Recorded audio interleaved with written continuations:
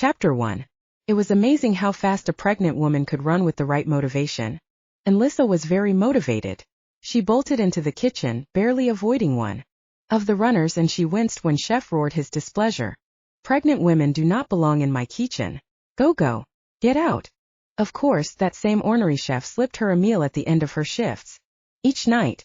Not one from the menu, but a dish he prepared just for her. The bambino needed good food to grow big and strong. Chef was a true Italian. Through and through. She dipped past busy waiters and a sous chef or two as she rushed toward the back door. When she slipped past Chef, hoping that his gruff demeanor coded a good heart, she patted his back with a low apology and a few desperate words.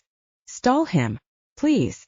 The swinging door to the kitchen slammed against the wall, the boom overriding the sounds in the busy kitchen. "Lissa." Galen's accented voice reached her and she forced herself to move. Faster, push harder to get free. She shoved the back door wide, sent it swinging, and turned left toward the parking lot. The sun slowly dimmed, lessening her vision, but she could see enough to easily follow her path without tripping. "Damn it, Lissa," he growled. Growled like the wolf that lived inside him. She knew his beast was at the surface, that running encouraged the animal to hunt her, but she couldn't help it. She couldn't go back with him. Not after. Lissa cupped the roundness of her stomach, hugging the precious cargo she carried. She couldn't let him get a hold of her. Not after all she'd heard, not after all she'd experienced in Greece. "Lissa." His roar wrapped around her. Yeah, Galen was pretty pissed. Yet another reason she couldn't let him catch her. The crunch of his expensive Italian shoes on the uneven gravel-covered ground of the alley told her how close he was to catching her. That couldn't happen. Not while she had breath in her body and life in her veins. She had too much to live for, too much to protect. The child in her womb rolled, seeming to stretch and press against the confines of her body. It was as if the baby knew his father was near. For all she knew, that was exactly right. She didn't know much about werewolves, the world didn't know much about werewolves, but she definitely knew about Galen Liakos. And she knew he wasn't one to take losing with grace. And that was what he'd done.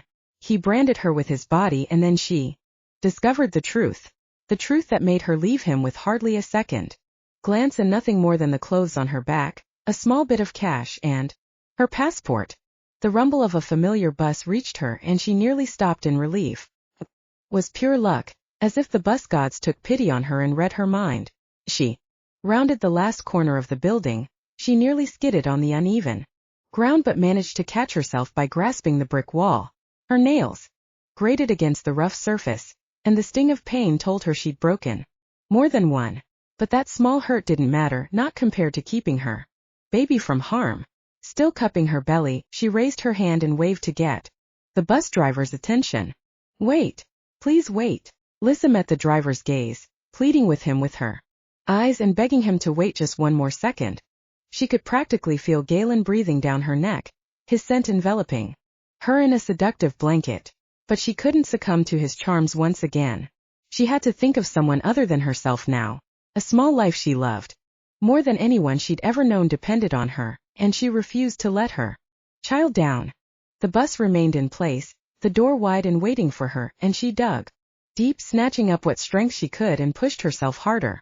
Took her one giant leap to finally dash into the old vehicle, and the moment she was within its confines, she begged to the driver once again. "Shut the door. Shut it before he gets in. Please." She wasn't sure whether it was the hysterical tone of her voice or the pure terror in her expression, but something had the man behind the wheel following her order without hesitation. The double doors slammed shut a bare moment before Galen collided with the side of the bus. Large fists pounded on the metal and glass, and she wondered how much abuse they could take before they shattered and granted the werewolf entrance. The bus engine roared to life, the rumble overpowering the sound of Galen's snarls and growls. The man glaring at her through the glass was not the one she'd spent 2 blissful weeks with all of those months ago. No, this was the ruthless businessman, the unforgiving head of the Liakos family, the Liakos Pack Alpha, and president of Liakos Holdings. He bared his fangs, pulling back his lips and flashing his elongated canines. Fur lined his cheeks, and his eyes were the unmistakable yellow of his inner wolf. In that moment he was pure alpha, pure dominance, and purely pissed at her. The bus slowly gathered speed as the driver ran it through its gears and demanded the massive vehicle respond. The entire time Galen kept pace, his glare focused entirely on her as he ran. Lissa hadn't feared him in Greece. Not when she discovered he was a billionaire, nor when she found out he was a werewolf.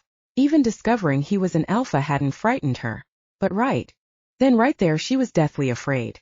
Afraid for herself, she rubbed her stomach, attempting to soothe the child still within her. Afraid for her baby. They continued their rapid race down the street, the surrounding cityscape, passing with an ever-increasing speed, until the world around them was nearly a blur. And still Galen kept pace with them, at least until two other large bodies came abreast with his racing form and tackled him to the ground, ceasing his pursuit. His bodyguards. They went everywhere with him. First, it had been a novelty, something that annoyed her, but her love for him overshadowed those feelings. Now she was truly thankful the men were at hand. They were good at their jobs and never let Galen out of their sight. In his current condition, with his anger riding him hard, Galen would have chased the bus no matter the risk to himself. Wolves liked a good chase. Snarls erupted on the street, and she knew he battled with the two other males. They wouldn't be able to hold him down for long, even 2 against 1. He was the alpha for a reason, but for now she had some breathing room. With a sigh she relaxed against the grime-caked bus floor. She had no idea what coated the ground, but she had more important things to think about, such as her escape. She didn't know how he'd found her, she just knew that she had to disappear once again. "Are you okay, miss?" The driver's voice was deep and caring, yet tinged with unease. Lissa swallowed hard and forced herself to push aside the rising panic. I'm fine. She took a deep calming breath. Just an ex-boyfriend. Looks like it's a good thing he's an ex. I don't normally have problems with those wolves, but that one," he shook his head. "That one looks like trouble." Trouble? That was one way to look at her relationship with Galen. Deadly was another. Lissa remained in place, catching her breath after that mad dash. She'd get up soon, when her heart no longer fought to burst from her chest. The bus driver glanced in his rearview mirror, and then turned his attention back to her for a brief moment. "I can't see him anymore. Why don't you go ahead and slide onto that seat there?" It was a question, but more like an order, one she was more than happy to abide.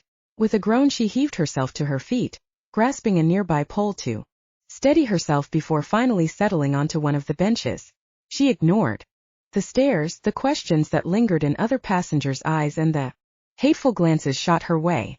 It was always that way in the larger cities, in places where wolves were less likely to congregate. Suburbia and small towns accepted werewolves without a problem. They were used to seeing them on 2 feet and 4 throughout the years. Inner cities, however. "Miss." The driver drew her attention and she focused on the kind, large man. "Yes," she nodded. "He's a lot of trouble. Is there somewhere I can drop you that's safe? There's a shelter on my route." "A shelter?" Yes, that'd be a good place to hide, to keep away from Galen while she figured out where to run next. The baby rolled and pressed against her, kicking her stomach as if in protest. She rubbed the bulge with a soft murmur. It was as if the child knew her thoughts and protested her desire to continue running. She'd been running for months. How long now? 6 months? 7. The first night she'd given herself to Galen, she'd become pregnant, losing her virginity and gaining a child in one passionate act. When she'd woken that next morning, it was to find a beaming Galen looming over her, a wide smile splitting his lips. "Good morning, Agape Mao. You have made me the happiest wolf alive." He traced the line of her nose with a single finger and then tapped the end. "When you are prepared, we will rise and make our announcement to the pack." She'd furrowed her brow, confusion filling her. What announcement? Galen ran his hand down her abdomen and finally stopping when he reached her lower stomach. "That you carry the future of the Liakos pack." And that had been the beginning of the end. "Miss." The past had a way of drawing her in. Lissa shook her head, banishing those thoughts. "No." She needed to settle this mess. "I'll get off at the stop by my house." She couldn't avoid Galen forever. Definitely not now that he'd found her. It was time to stop running and time to make a stand. He may rule the Liakos pack in Greece, but his title and status meant nothing in the US. She could confront him, and then send him on his way. There was nothing he could do to her here. At least she hoped not, because it was no longer just her life at stake but also the life of her child. Galen's alpha bitch had made that more than clear. You are safe for now because you carry his child, but the moment you do not, you will be discarded. All too soon the air brakes on the bus whistled and thumped as they slowed the vehicle, and it rolled to a gentle stop at the all-too-familiar bus stop. She gave the driver a grateful smile, hoping to banish the frown from his lips, and wasn't surprised when it remained firmly in place. I'm not so sure about this, miss. Everything will be fine. Even she didn't believe her own words.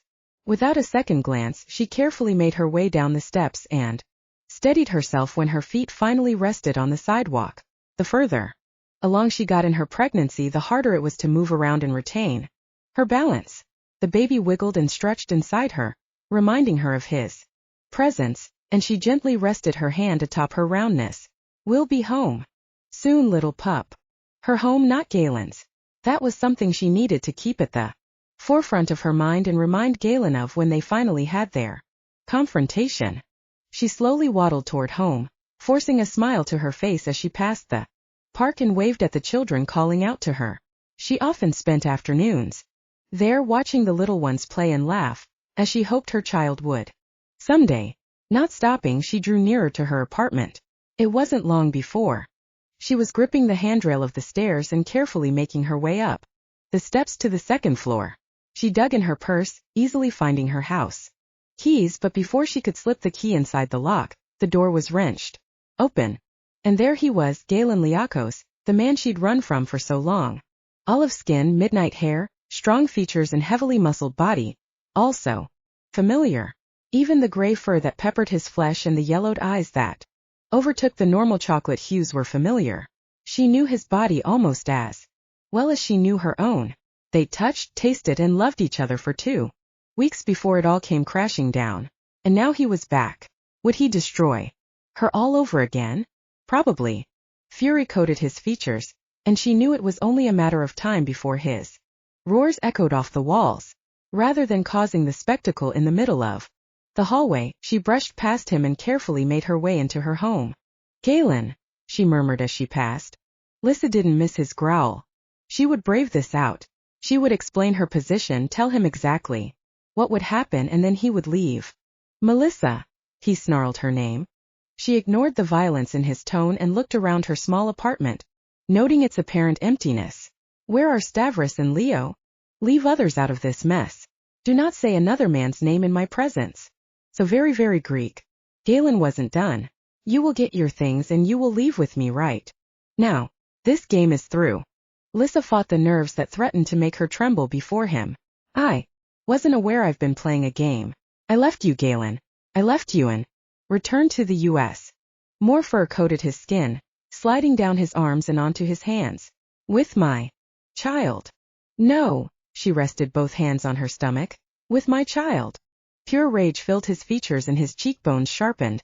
The low snap of bones easily heard in the suppressing quiet of the room.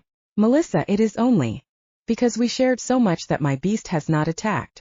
You have disobeyed my orders and kidnapped the next Liakos pack alpha in my heir. Any other wolf in my pack would be dead by now. Lissa gasped and tightened her hold on her stomach as she backed away from Galen's intimidating presence. You don't mean that. I do. Without question. I saved this baby from hell at your hands. His features tightened and his body seemed to grow in size. His shoulders widening, muscles increasing, hands slowly transforming into claws. She took another step back, putting more space between them. Not that the increased separation would truly protect her. Nothing would shield her from an alpha bent on destruction. Our history and that child are why you're still breathing. The fact that you are not familiar with our culture is also staying my hand. Do not mistake this hesitancy as weakness. His chest expanded as he breathed deeply, and when he exhaled, his sighs seemed to lessen slightly. There is no reason to fear me. Now, there are many things to discuss, and there is still much time before you give birth to devise how to handle things going forward. Another deep breath. Now gather your things. We will leave within the hour. She shook her head. I'm not going anywhere with you, Galen. Yes, you are. I will not have my orders questioned by you once again. He was so unforgiving, so unbendable, which was yet another reason she refused to go with him. No, there wasn't much more for her to say. Excuses and justifications weren't anything amidst Galen's overwhelming power, so nothing else was worth saying. The yellow in his eyes overtook any hint of humanity within him. I do not think you understand your position, Agape Mao. You carry my child, and that child will be born in Greece surrounded by his pack. That is the way every Liakos Alpha came into this world, and my child will be no different. And I don't think you realize we're in the United States. I am a U.S. citizen, and my baby will be born here, unless you're willing to start an international interspecies incident by kidnapping me. Like you kidnapped my own pup? Fury filled her, the emotion fueled by the constant fear that had dogged her heels for so long. I did not kidnap my own baby. I saved him. Why can't you understand that? How can you so callously throw away his life? Galen pressed his lips together, forming a white slash across his face, and a rolling growl filled the room.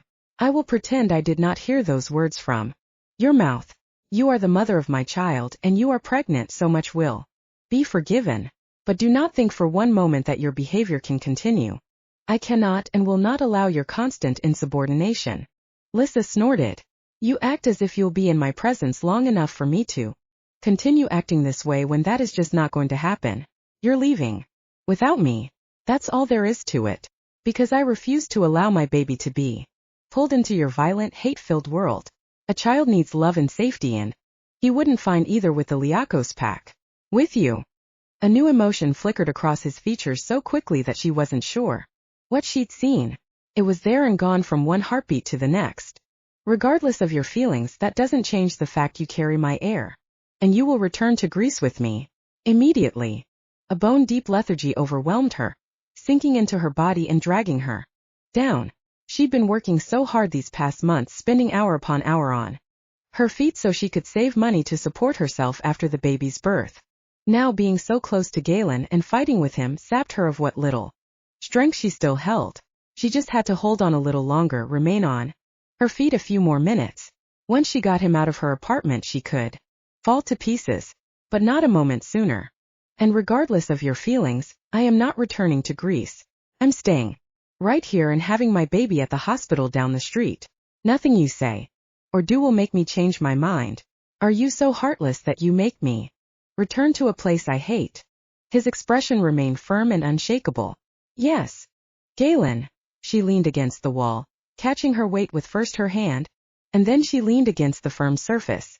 The tiredness continued to pull at her as darkness crept into her vision. No, not now. Galen. She squeezed her eyes shut tight and battled to push the urge to faint back. I am Melissa. I am not. She was losing the fight as the darkness wrapped around her in a cloying blanket. Melissa. Galen's voice was hoarse and thin. She didn't want him near her, didn't want to depend on him once again, but she hoped he was still human enough to care for their child. Don't take him from me, please. Please don't take him. He's all I have left. Please. The last thing she saw before unconsciousness took her was a brief flash of worry. Galen worried? Never. Then again, she was carrying his heir. She mustn't forget the heir. After all, the alpha bitch wasn't going to. Chapter 2. Lissa wasn't sure what to expect when she woke, but it sure as hell wasn't to find herself flying across the ocean in Galen's private jet. The interior was well known to her, with its slick surfaces and plush leather seating. The soft carpet always gave way beneath her bare feet, and she had more than one good memory of flying the skies with Galen at her side. He'd introduced her to so much in so little a time, and it had only taken a few choice and deadly words to end the fairy tale. Well, it was gone, but he seemed intent on dragging her back into his world. She carefully glanced around the room, closing her eyes when dizziness overtook her. She didn't need to see in order to know Galen was nearby. His scent permeated everything around her, and it was clear he'd been at her side very recently. Gathering what little strength she had, she forced her lids to part once again, and she blinked against the brightness that invaded her eyes. The low murmur of voices reached her, and she grimaced, recognizing not just Galen's but Stavros, Leo and Dr. Martin, one of the pack doctors as well. Was not long before the voices rose while snarls and growls were interjected. Between words. That was the way Galen communicated. He had no idea how to simply speak with someone. His wolf always got the better of him. She was glad to know he wasn't just saving his bad temper for her. Must remain calm.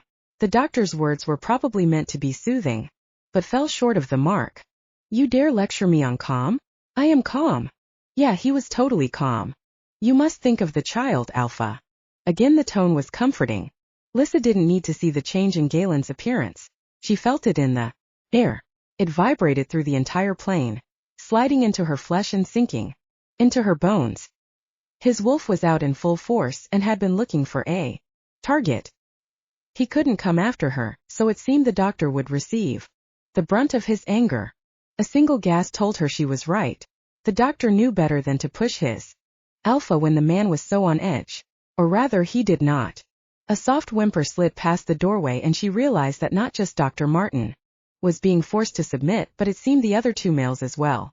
And because of her swallowing her fear, she swung her feet over the edge of the bed and pushed herself up until she sat on the edge.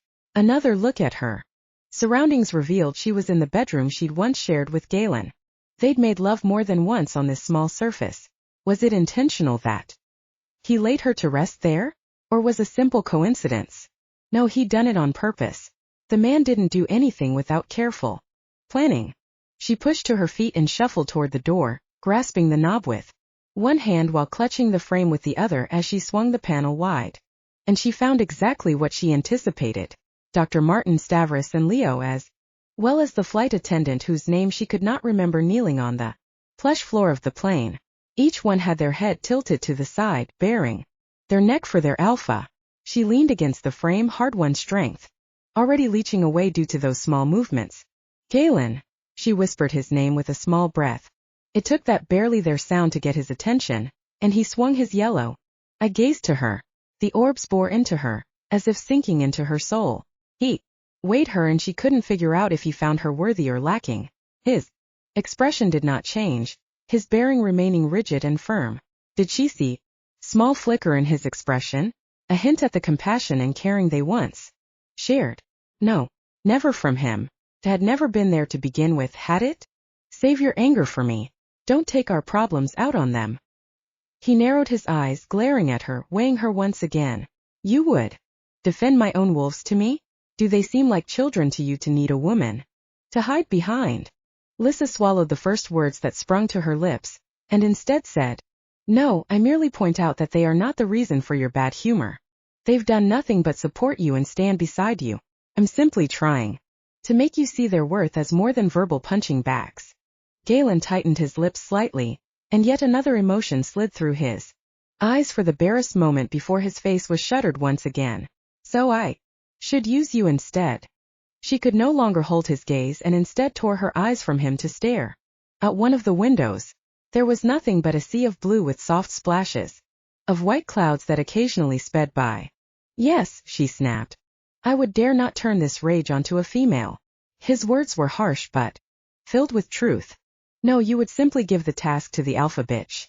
That doesn't change the fact they don't deserve this treatment. She still wouldn't look at him. Stavros and Leo allowed you to escape. Doesn't that deserve a certain amount of punishment? Lissa cut him a glance. I'm sure you've done enough at this point, but it wasn't Stavros and Leo who allowed me to get away from you. That person is beyond even your reach. And she'd never reveal the name of the kind old man who'd met her in the dead of night and driven her to the docks. He was human and sympathetic since he knew of a wolf's violent nature. You're so sure he's beyond me? Of course she was. She wouldn't have involved anyone who would suffer for involving themselves in her life. It was why she hadn't depended on anyone. Not truly. Yes. Galen's attention snapped to the three kneeling men and single female. You're dismissed. All four slowly rose to their feet, the flight attendant the first to scamper away and retreat to the front of the plane. Stavros and Leo carefully made their way back to the seating area they typically claimed. It was only the doctor who seemed brave enough to remain in place. Alpha. The male's voice wasn't hesitant in the least. What? A snarl was on Galen's lips. The bearing one? The bearing one. Couldn't the physician even say her name? She was basically being referred to as the incubator. Nice. Galen returned his attention to her. Have you been seen by a physician? Of course. As if she'd endanger her child. One that specializes in werewolves? Lissa snapped her jaw shut, refusing to answer the question. I thought not. Galen gestured toward Dr. Martin. He will attend you since your examinations have been lacking. She had no response to that autocratic statement and instead met the doctor's gaze. I'm ready whenever you are. Despite the circumstances, she was looking forward to being examined by a werewolf physician. She knew mixed pregnancies were different than traditional humans, but she hadn't had a werewolf doctor at her disposal. If she'd approached a pack, they would have demanded the name of the sire, and that was something she refused to reveal. We are ready. Galen was as demanding and arrogant as ever. She kept her mouth shut, refusing to rise to the bait, and merely followed Dr. Martin as he moved toward one of the other rooms on the plane. It was a guest room, one that looked like the other two the plane housed. Or was it? Small changes were made. The bed had been swapped out, and new cabinets lined one wall. Even the flooring had been torn up and replaced. She catalogued all these modifications, wondering why Galen had gone to the expense to make this room so much different. It wasn't less luxurious, but there was something. I had the alterations ordered the moment we discovered your pregnancy. I also contracted the doctor to travel with us during this time. Your care will be shared between Dr. Martin and my brother. His gaze bore into her the yellow and brown warring, and it wasn't just anger that filled his features now. There was affection with a heavy dose of desire. I wanted the plane to be prepared should anything happen to you during our travels. You see, I didn't want to be away from you for even a moment, but I also couldn't stand the thought of putting you or our child at risk. The technology contained within this room rivals that of the best hospital in the world. His expression darkened, those hints of desire she glimpsed banished by a renewed rage. Which you would have known had you stayed. You would have known how much I cared for you and our child. You would have known how much you were cherished. Lissa looked around the room, seeing it with new eyes, and noticed what the luxury kept hidden. She replayed his words in her mind, searching for any hidden meaning behind each syllable, and only had one thought. Were. Past tense. No longer cherished. The word was flat, and no emotion lived in the tone. Quiet reigned, and she wondered what was expected of her now. The soft rustle of cloth, the quiet shift of the doctor's weight from one foot to the other, reminded them both they were not alone. Galen's attention snapped from her to the doctor. What tests need to be done? Dr. Martin bustled into action, pulling open cabinets and repositioning the bed. In moments, familiar equipment was in place, and she recognized the sonogram machine. The bed was tilted and angled and moved into position before he finally turned his attention to her. If the bearing one would please take a seat here. She went into action, used to these types of visits by now. Her human doctor knew her child was of mixed race, so Lissa got quite a few more ultrasounds than the average pregnant mother. Within seconds of reclining on the seat, she lifted her maternity shirt and then carefully lowered her pants, baring the large mound of her stomach. When the doctor's gaze landed on her bared body, Galen released a low rumbling growl. One cut off barely a second after it began. She turned her shocked gaze to him, but was met with another one of his blank, unemotional expressions. But the sound was not lost on the physician.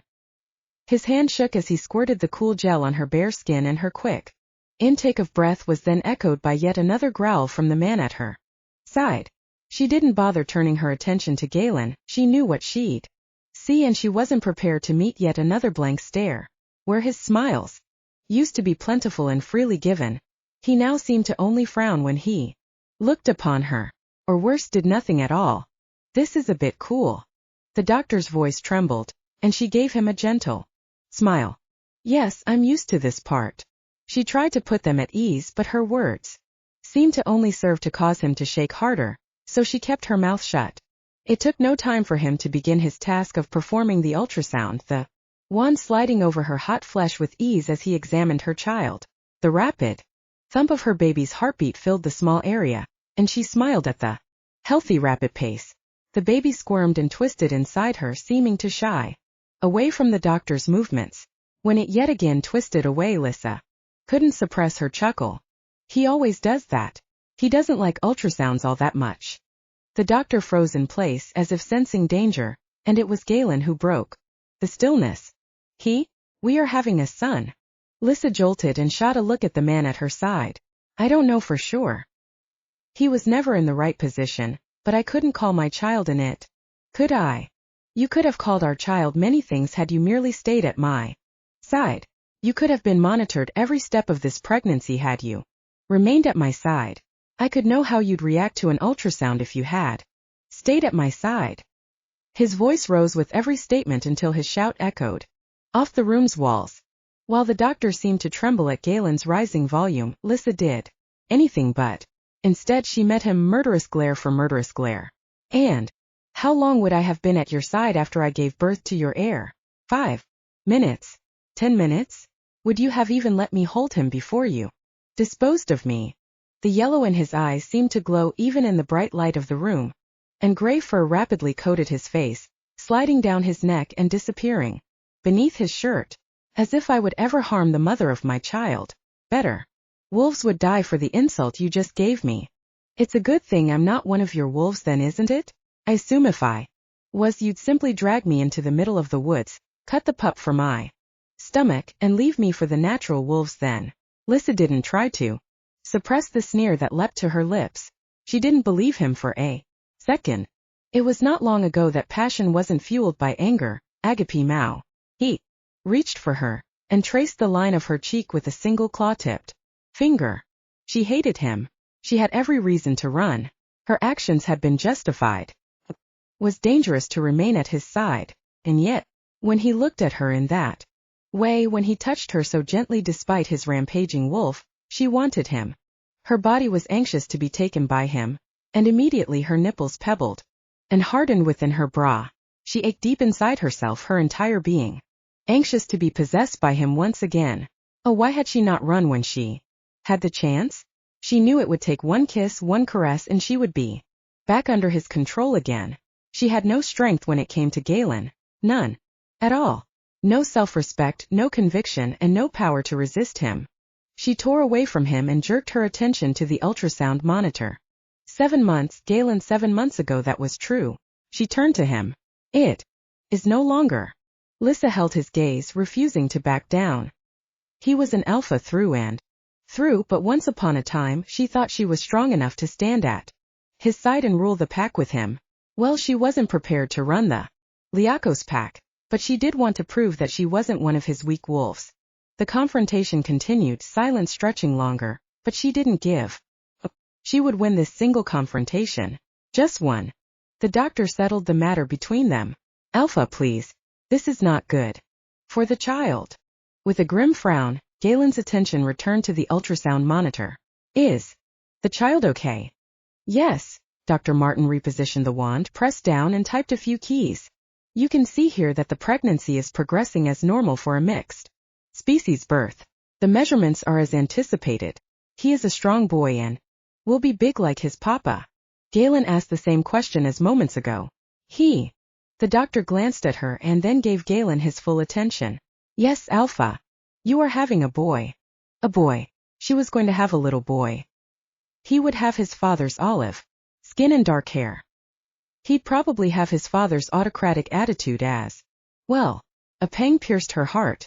She only wished that she'd be around to teach him gentleness and caring to offset the violence of the werewolf world. Only my heir. Galen whispered 2 words, and she turned her head toward him. I will never forgive you for denying me this. Lissa didn't doubt he meant the words.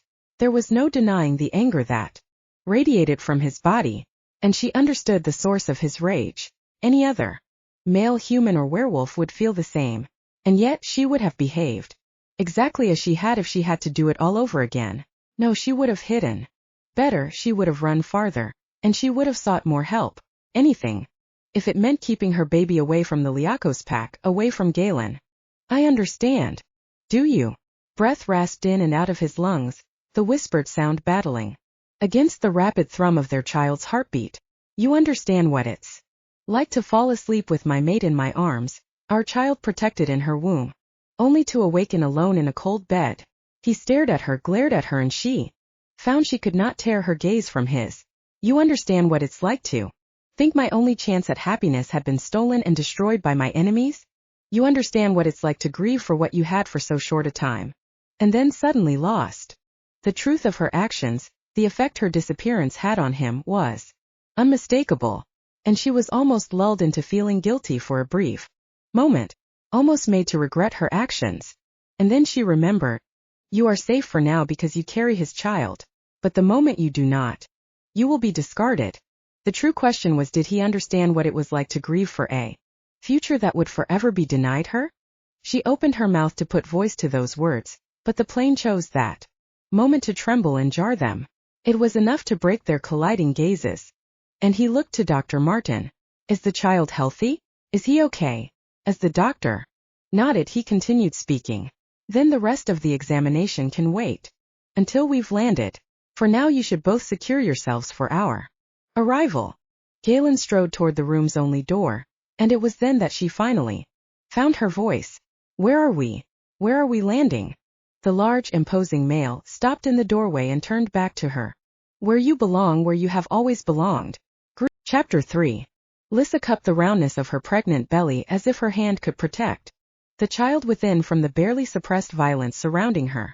She didn't need a werewolf within her to sense the low growls that trailed her through the Liakos pack house. No, they weren't audible, but even in the short time she was with Galen, she could now recognize the subtle vibrations of a werewolf's chest. They couldn't hate her more than she hated herself. She tried to protect her son, tried and failed. And now she was back where she'd started, a lamb thrown to the wolves.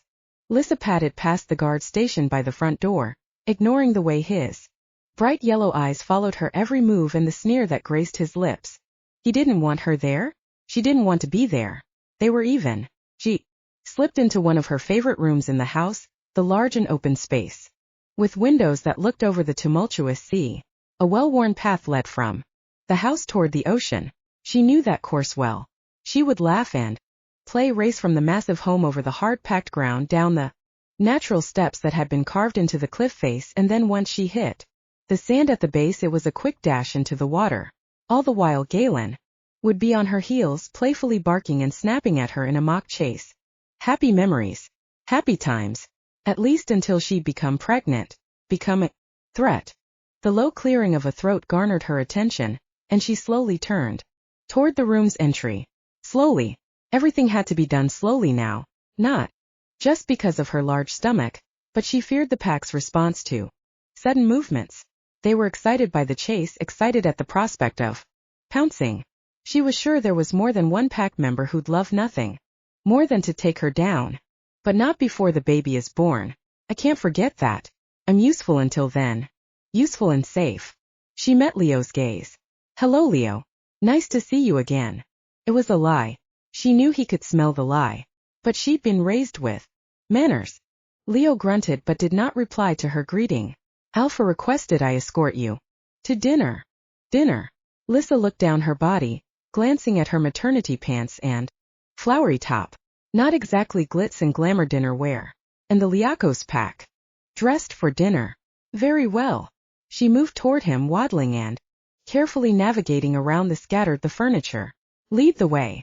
She and Galen hadn't ever used the dining room during her brief stay. More often than not, they ate in bed, and when they weren't tangled in the sheets, they were at some of the city's most exclusive restaurants. Leo raised the single brow in question. In that.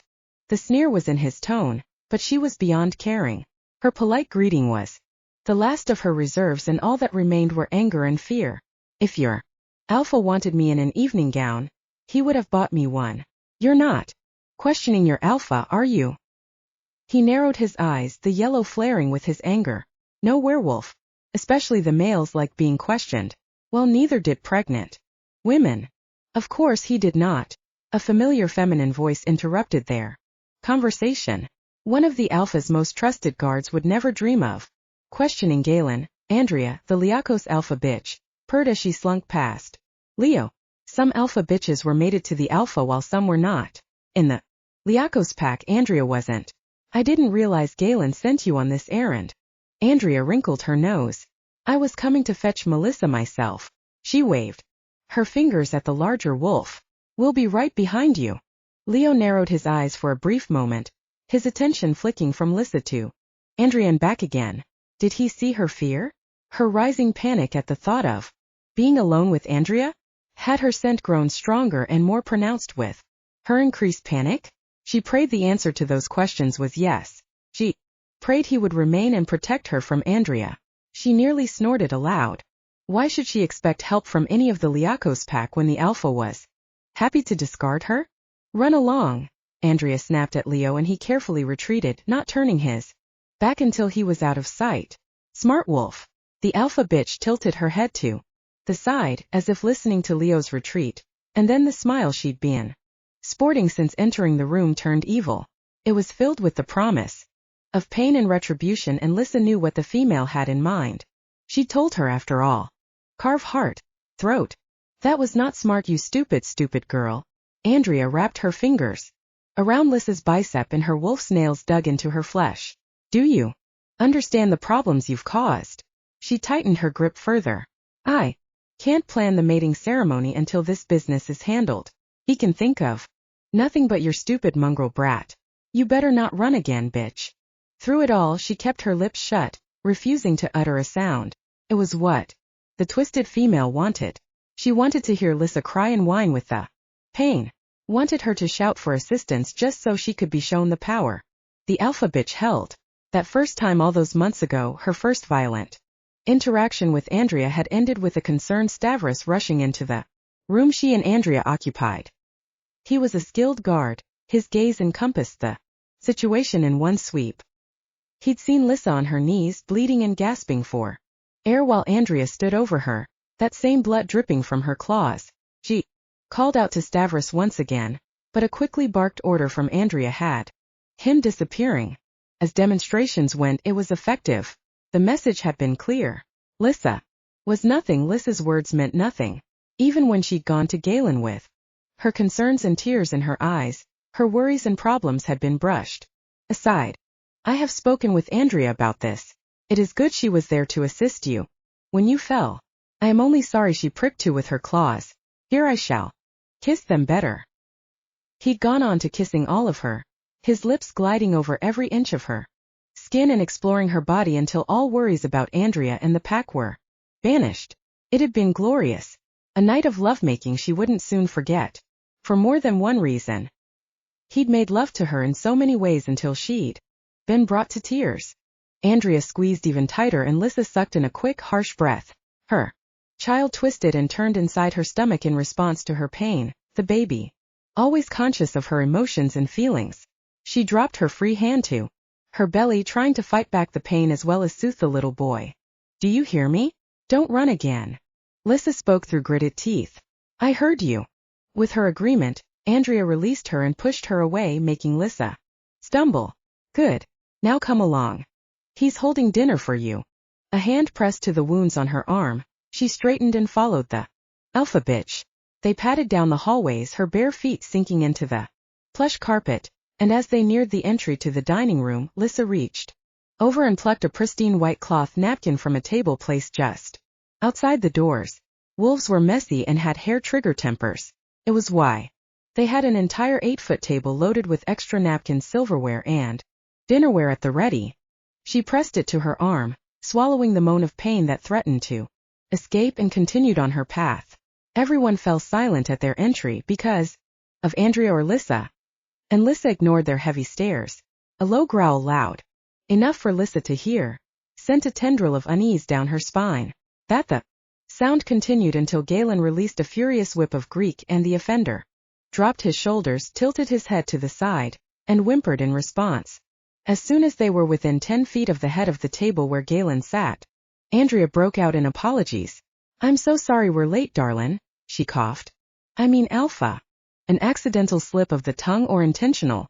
Who knew? Who cared? Lissa.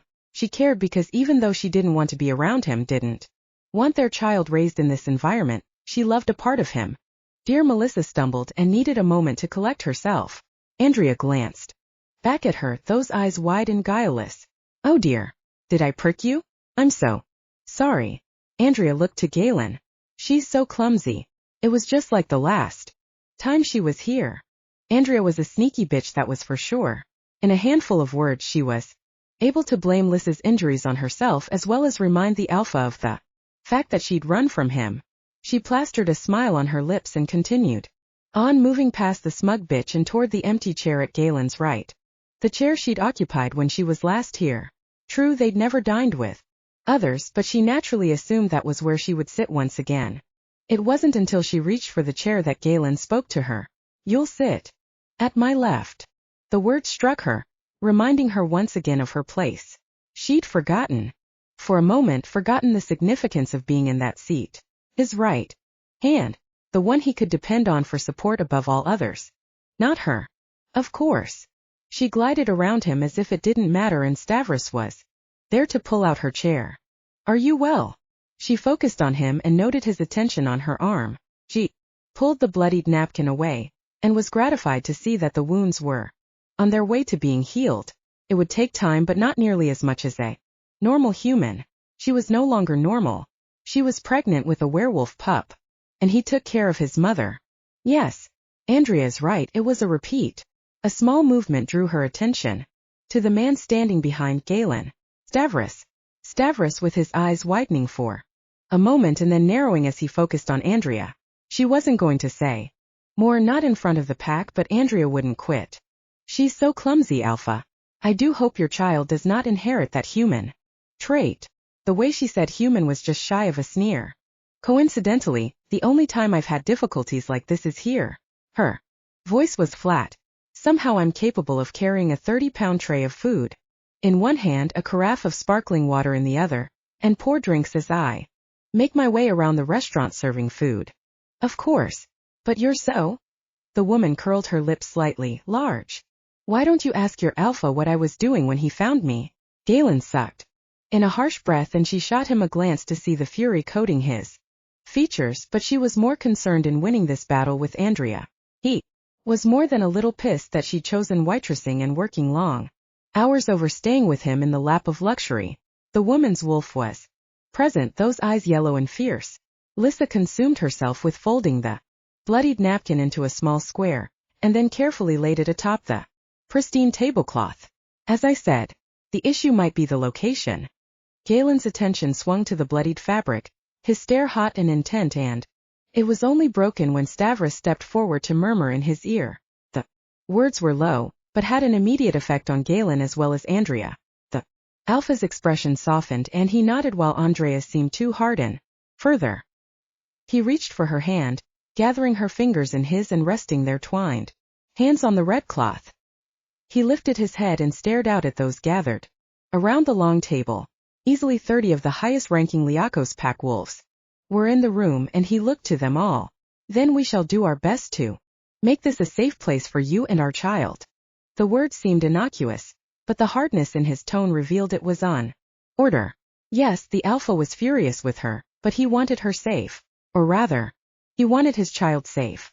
At the moment, Lissa was simply the incubator. He carefully withdrew his hold, seemingly satisfied with the warning he imparted, and waved to one of the nearby servers to begin the meal.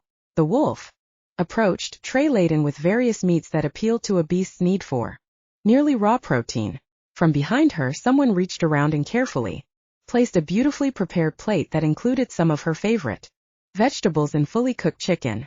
Her baby immediately revolted, pushing and prodding her from the inside, and she knew the child's problem. Shaking her head, she carefully placed her fingertips on the server's arm to stop his retreat. The second a familiar growl hit the air, she snatched her hand back. The last thing she wanted was Galen going after this submissive male. Please tell the chef I appreciate the trouble he went to, but unfortunately, she pointed at the plate of dripping steaks. He only has a taste for that. And that is what you shall have. She locked eyes with Galen and found his inner wolf was peeking out at her. You shall have whatever you need. I need to leave. I need to save myself. I need to save our child. Thank you. Anything for you, Agape Mao. He was touching her again, a wave of tenderness sliding over his features. Tenderness? From him? Sexual heat and burning fury she was familiar with, but she didn't know what to do with this caring. Instead of meeting it, she shied away from his emotions. Yes, she imagined he would give her anything, except her freedom. Instead of saying those words aloud, she returned her attention to her place setting, giving the newest server a gratified smile when a hardly seared steak was placed before her. She quickly reached for her silverware, stomach grumbling and growling, anxious for the coming protein. It wasn't until the fork and knife were in her hand that she realized no one else was eating. She shot it, looked down the table and flicked that same look to Galen. He answered her unasked question. The bearing woman eats first and only when she is happy with what is placed before her, and begins to eat will the rest of the pack begin. It was sweet in its own bloody way. She held her silverware tightly, carefully, slicing into the butter-soft meat, and she slowly brought a bite to her lips. The moment it hit her tongue she moaned in appreciation, and even the baby settled with that first nibble. She knew he wouldn't be satisfied by such a small piece, but it was the start. Galen chuckled. I take it the food is to your satisfaction. Yes. He waved to the other servers, but Lissa's entire focus remained on the meal, on cutting away tidbits and feeding herself and her child. This was the first step in caring for herself and the baby. She would devise a plan, figure out how she could save them both, or at least save her son. The meal continued, the soft clink and scrape of silverware on the porcelain plates only interrupted by the occasional laugh and low murmur of voices. Galen was occupied by Andrea's chattering and high-pitched laughter. A spear of jealousy struck her and she fought to push the emotion away. She didn't have a right to be jealous. Hell, she shouldn't even be jealous. And yet, even knowing his plans, she wanted him. Some part of her still loved him. Stupid girl. At some point, the others slowly departed, the careful rumble gradually easing, until it was her, Galen, and Andrea along with Galen's guards in the room. The other two continued to speak while Lissa ignored them, or at least tried to. Then again, why bother? It wasn't as if she understood a single word the two exchanged. Sure, she could read body language, but Galen seemed to have only 3 states: happy, angry, aroused.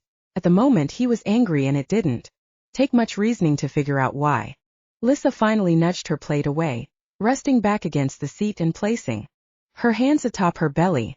The pup was asleep and content, settled in for at least a couple hours before he was demanding food again. She wasn't sure how she'd cope when he finally came into the world. Then again, it wouldn't be her coping, would it? The baby trembled, picking up on her unease, and she fought to tear down the emotion. Her doctor in the States constantly reminded her that while human babies could react to a mother's emotions, there was no doubt it occurred with werewolf babies. If she was angry, sad, happy, the baby experienced it all. Stavros moved from his post and slowly rounded the end of the table, bending close to Galen's left ear. A nearly audible murmured conversation ensued, and then Galen focused on her. Stavros will return you to your room. That was it. They'd exchanged a few words in the last 2 hours, and now she was being banished. She fisted one hand, digging her nails into the palm in an effort to suppress her angry words, and the baby responded by tumbling inside her. She took a deep breath to push away the frustration as she rubbed her stomach. The clenching of her fist reminded her of the wounds on her arm that were nearly gone, but she knew blood remained. Lissa focused on the guard and gave him a small smile. I would appreciate that, thank you. She ignored Galen's answering growl and instead was intent on carefully rising from her chair and then making her way down the length of the room. She managed to keep her hands to herself until they exited the large space and entered the hallway. There she reached out for Stavros, wrapping her fingers around his forearm and using him for support as she made her way to her assigned guest room. No longer was she housed in the Alpha suite, which was fine for her. She didn't want to be near him, didn't want to fall in love with him again. Again? She'd never stopped loving him, and in the end, it would kill her. Chapter 4. The cool ocean air ruffled Lissa's hair and she grasped a few errant strands to tuck them behind her ear. She'd taken refuge on the back veranda, Galen and the pack still relaxing inside. The house was filled with wolves on both 2 feet and 4, and as a full human she felt decidedly out of place. The baby stretched and pressed against her stomach, snaring her attention. She placed her palm over a small bulge he caused. She wasn't sure if it was a foot or hand. It was simply her child. "I'm here for you, sweet pup," she whispered, thankful for the bursts of wind that would wash away her words. "I won't let anything happen to you. At least not while I'm alive." She wasn't sure why she tried to hide her thoughts from the child since he sensed them anyway and squirmed inside her. "Shoo, give me a break, sweetheart." The scuffle of feet on the flagstone announced someone's approach. No, not someone, Galen. It was in the way the pup reacted, the way the baby's emotions overrode Lissa's, and a timid excitement filled her child. She used to feel the same way when she had Galen in her life. Always on edge, always anxious to be with him, loving every moment they spent together. But that was then. His warmth bathed her back, his body temperature higher than a normal human's, and the heat enveloped her in a soothing embrace. She remembered this about him, remembered that his nearness easily banished any chill in the air. Even the pup seemed at ease with the new heat and calmed in an instant. "It is cold out, Agape Mao. Stavros should not have allowed you to venture from the house." Censure was in Galen's voice, and Lissa was quick to defend the other wolf. "It's not as if he could stop me, Galen. He could earn your displeasure by following me outside, or his death by touching me. You can't blame the guy for choosing life." She thought she heard Stavros snort, but it quickly transformed into a cough. "No, apparently I cannot," he drawled, and then broke into Greek to issue a quick order, and that was followed by Stavros' retreat. "He is gone, but that does not change the fact that you should not be out here." Lissa shrugged.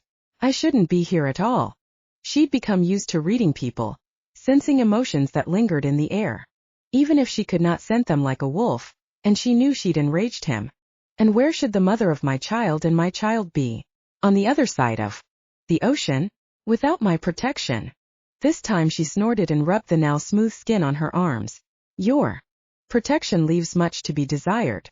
You should be thankful, Andrea." She spun to face him and immediately regretted the decision.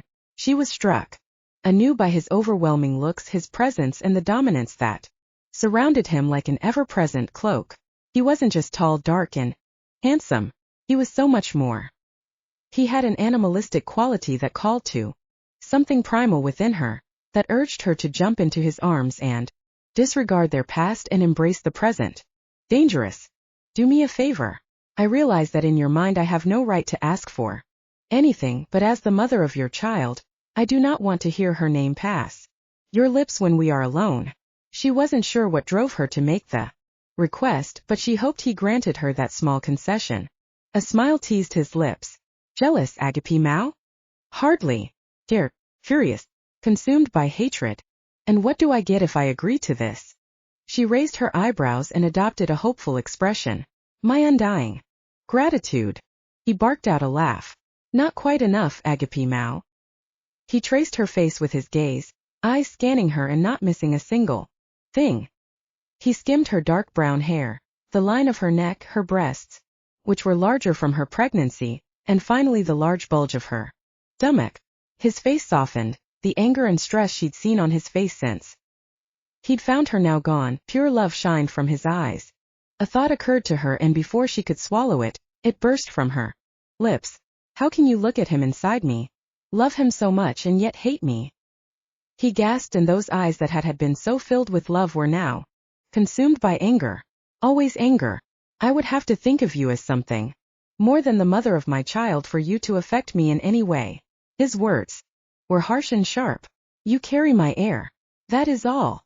Her son's response was instantaneous, and it forced her to grasp a nearby pole for support.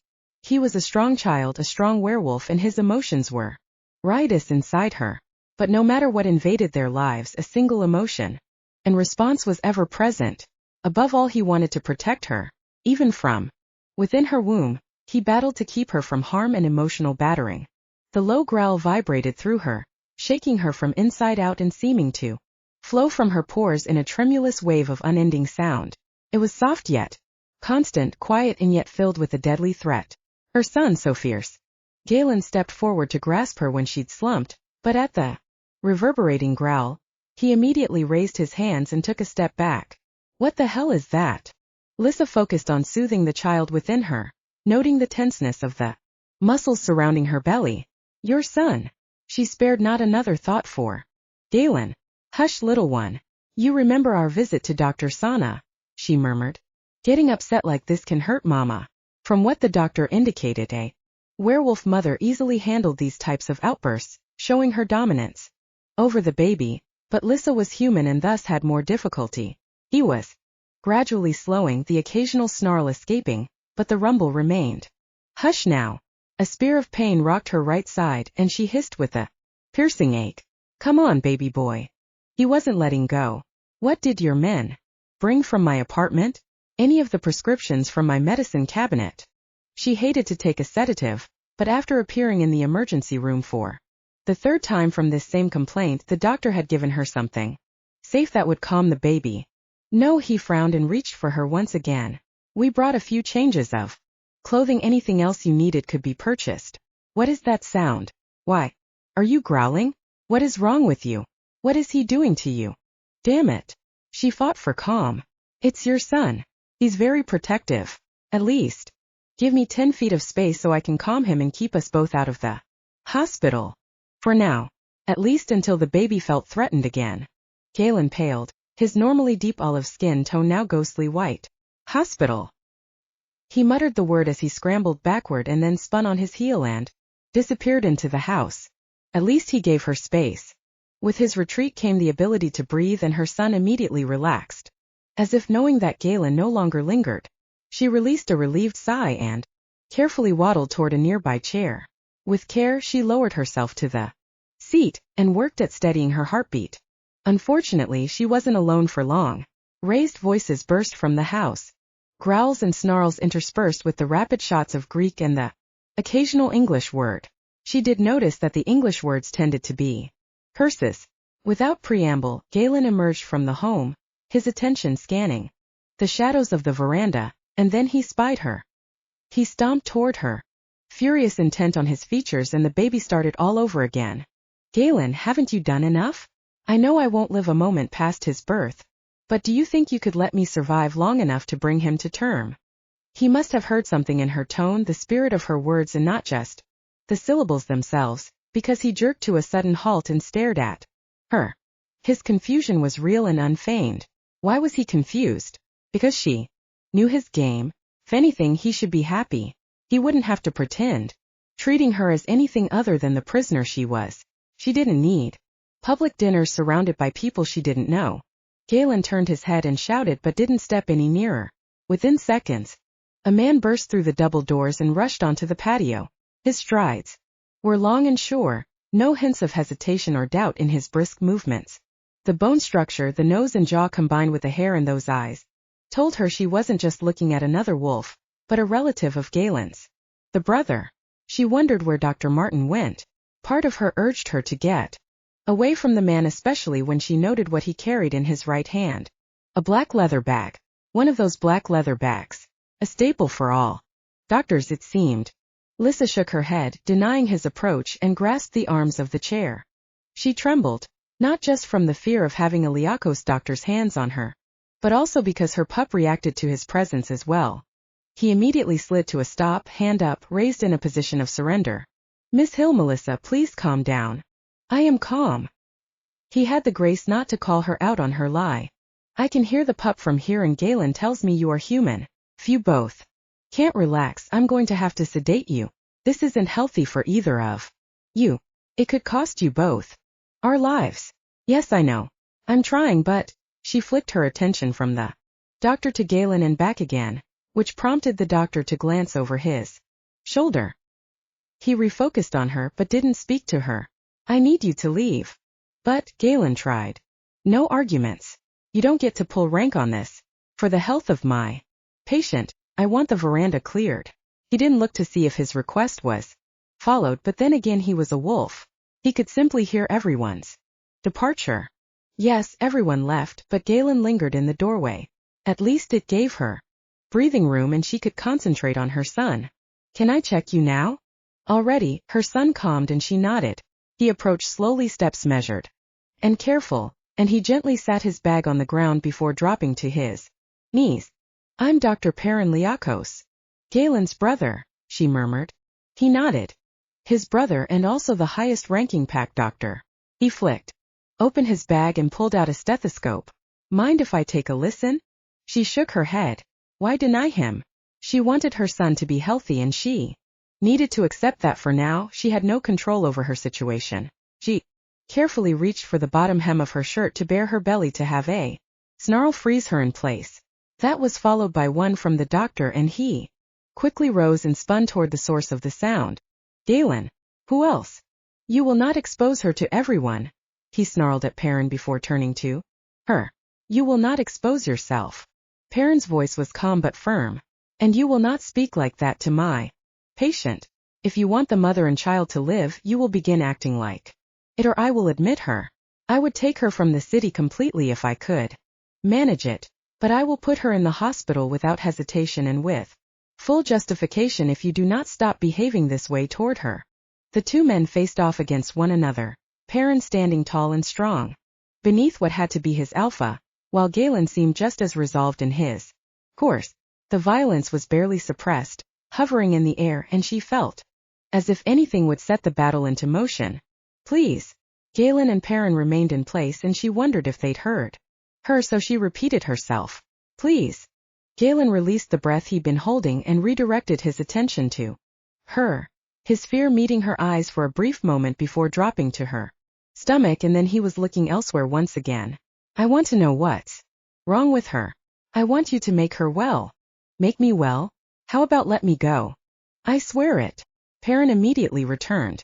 Galen gave a brisk nod and then spun on his heel and retreated. This time he didn't stop at the doorway but continued deeper into the house and out of sight. No one was within view now. No yellowed eyes of wolves or the brighter hues of humans staring out at her.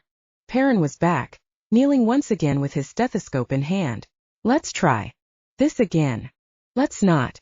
Instead of putting voice to her words, she merely lifted her shirt up over her belly and edged the waistband of her pants down to expose the gently undulating mound. With Galen's departure and Perrin's calming presence, the baby was finally relaxing within her. Should I have another sonogram? Worry gnawed at her. In the past, after each episode, Dr. Sana had done a sonogram, but she wasn't sure how Perrin handled things. Let's just take a listen for now and I'll have a small chat with your son. Chat? Then her mental question was answered when Perrin began a low rhythmic song of growls and low rumbles that her son seemed to return in kind. Only a few seconds passed, the exchange seeming to continue, and then the doctor eased back with a smile on his face. He sounds fine, heartbeat is strong and steady. Are you feeling any pain? Lissa took stock of her body, searching for any lingering stinging pain or throbbing aches and found none, so she shook her head and furrowed her brow. No, and usually I'm sore. Perrin nodded. Yes, that can happen when you're not treated by your pack. Doctor.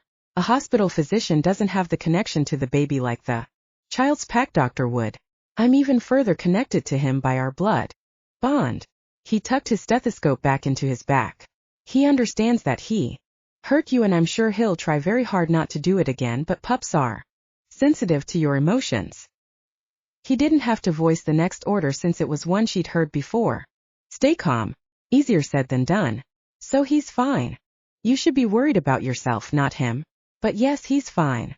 She released a relieved sigh. Good. That's good. You can talk to him? He talked to you. He nodded again. Yes, I have been trained, though talk isn't exactly the right description. He's running on instincts now, but he understands a little better even though we can't use words. Wow. She stroked her stomach, amazed at her little boy. Yes. I'm always amazed.